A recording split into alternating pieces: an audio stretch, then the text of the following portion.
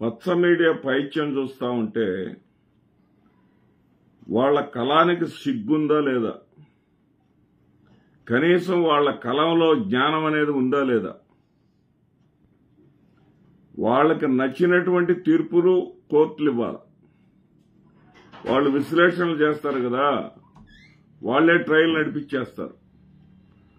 వాళ్ళు చెప్పిన విధంగా జరగాలి. వాళ్ళు ట్రయల్ నిర్వహించేటప్పుడు వాళ్ళు మాట్లాడినటువంటి పదప్రయోగాలు వాళ్ళు ఆశించిన విధంగానే తీర్పులు రావాలి. తీర్పులు కానీ రాకపోతే వాళ్ళు ఇష్టం వచ్చినట్లుగా వ్యాఖ్యలు చేసేస్తారు. ఇదంతా ఎందుకు వచ్చిందంటే రఘురామకృష్ణరాజు గారు జగన్మోహన్ రెడ్డి గారు బెయిల్ రద్దు చేయాలని చెప్పేసి ముందుగా సిబిఐ కోర్టుకు వేశాడు.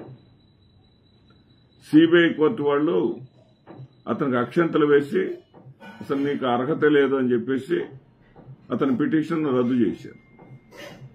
దాని తర్వాత ఆయన హైకోర్టుకు వెళ్ళాడు. హైకోర్టు వాళ్ళు కూడా నీకేం పని ఇక్కడ అని చెప్పేసి, అది రాజకీయ ప్రేరేపితంగా కక్షతోటి నువ్వు చేసినటువంటి వాదమే తప్ప ఏం ఉపయోగం లేదు, దీనివల్ల నువ్వు రాజకీయంగా కక్ష సాధింపు కోసం చేసావు తప్ప దీంట్లో నీకు అర్హత లేదని చెప్పేసి హైకోర్టు కూడా తేల్చేసింది. అంతటితో ఆగల అతను ఆగలేదు అంటే అతని వెనక ఎవరున్నారని మనకందరికీ తెలియనటువంటి విషయం కాదు. సరే, మళ్లీ హైకోర్టుకి వేశాడు. మళ్లీ సుప్రీంకోర్టుకి వెళ్ళాడు. సుప్రీంకోర్టుకి ఏమని వెళ్ళాడు, ఈసారి కేవలం రద్దు చేయటమే కాకుండా అసలు ఆ కేసుని తప్పించి హైదరాబాద్లో అయితే జగన్మోహన్ రెడ్డి గారు మేనేజ్ చేస్తా ఉన్నాడు కాబట్టి తెలంగాణ కోర్టు నుంచి తప్పించి ఇంకో కోర్టుకు వేయండి అన్నాడు. అంటే న్యాయ వ్యవస్థనే కించపరుస్తూ మరొక పిటిషన్ వేశాడు. దీని మీద సుప్రీంకోర్టు రీసెంట్ గా బాగా తలంటింది. నువ్వు బెయిల్ రద్దు కోసం, జగన్మోహన్ రెడ్డి గారి బెయిల్ రద్దు కోసం అడగాల్సిన అవసరం నీకేంటి, అసలు ఆ కేసుతో నీకేంటి సంబంధం, జగన్మోహన్ రెడ్డి గారి వల్ల నువ్వేమన్నా బాధితుడివా, జగన్మోహన్ రెడ్డి గారి సంస్థలో నువ్వేమన్నా పెట్టుబడులు పెట్టావా, నీకేమన్నా సంబంధం ఉందా అని చెప్పేసి ప్రశ్నించింది. ప్రశ్నించడమే కాకుండా కరాఖండిగా చెప్పేసింది, మీ ఇష్టం వచ్చినట్టు తీర్పులు ఇక్కడ ఇవ్వరు, ఏదైతే మీరు కోరిన విధంగా ఇతర రాష్ట్రాలకు మార్చేటటువంటి ప్రశ్నే లేదు, న్యాయ వ్యవస్థ ఎప్పుడు కూడా పటిష్టంగానే ఉంటుంది అని చెప్పి చెప్పడం జరిగింది. అరే, దీనితోటి పచ్చ మీడియాకి చిర్రెత్తుకుపోయిందండి ఈ తీర్పు వచ్చిన తర్వాత. ఇప్పటిదాకా ఏంటంటే జగన్మోహన్ రెడ్డి గారు బెయిల్ రద్దవుతుందని ప్రచారాలు చేశారు కదా వీళ్ళు. జగన్మోహన్ రెడ్డి గారు జైలు జైలు అంటూ ప్రచారాలు చేశారు కదా. వాళ్ళు చెప్పింది జరగపోయేసరికి జగన్మోహన్ రెడ్డి గారి మీద ప్రేమ ప్రదర్శిస్తున్న కోర్టులు అంటాడు ఈనాడు వాడు. జగన్మోహన్ రెడ్డి గారి మీద ప్రేమ ప్రకటించడం ఏంటి, ప్రేమలు ప్రదర్శించడం ఏంటి, న్యాయస్థానం విలువలు, న్యాయస్థాన పద్ధతులు అక్కడేమి ఉండవా? అంటే మీరు ఏది రాస్తే అది ప్రజలు నమ్మాలా? మరొక ఏబిఎన్ ఛానల్ వాడు సిబిఐ ఫర్ వైసీపీ అంటాడు. మరొక టీవీ5 వాడు అది సిబిఐ కాదంట, వైసీబీఐ అంట. వైసీపీ అనే దానికి సిపి బదులుగా బి వాడి వైసీబీఐ అంట.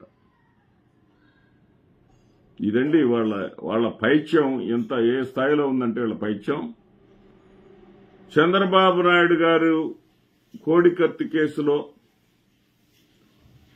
శ్రీనివాసును ప్రోత్సహించి చంద్రబాబు నాయుడు ఆ కోడికత్తి డ్రామా ఆడించినటువంటి ఆ చంద్రబాబు నాయుడు మీదకి ఎక్కడ విచారణ వస్తుందో అని సిబిఐని ఆంధ్రప్రదేశ్ రాష్ట్రంలో అడుగు పెట్టనివ్వబోము అని చెప్పినప్పుడు ఇదే ఈనాడు వాళ్ళు సిబిఐని ఒక కుక్కతో పోల్చి ఆ కుక్క తోకని చంద్రబాబు కట్ చేసినట్టుగా వేసి ఆనందం పొందినటువంటి దౌర్భాగ్యులు వీళ్ళు.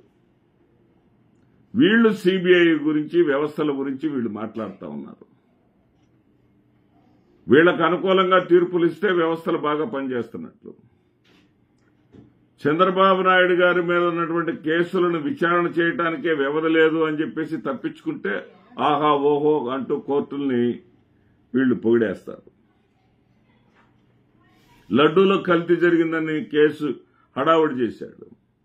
హడావుడి చేసి ఆ లడ్డూలో కల్తీ జరిగిందని ఆ క్రెడిట్ మొత్తం నేరం మొత్తం వైసీపీ మీద వేసి క్రెడిట్ ని టీడీపీ కొట్టేయాలని చెప్పేసి ప్లాన్ చేసింది. అక్కడ అది తుస్సుమంది. ఆ తుస్సుమంటమే కాకుండా కాస్త కోస్త క్రెడిట్ ఏమన్నా వస్తుంది అనుకుంటే ఆ క్రెడిట్ కాస్త సనాతన వాదిగా అవతారం ఎత్తేసి పవన్ కళ్యాణ్ లాగేసుకున్నాడు. దాంతో దాని గురించి మాట్లాడరు.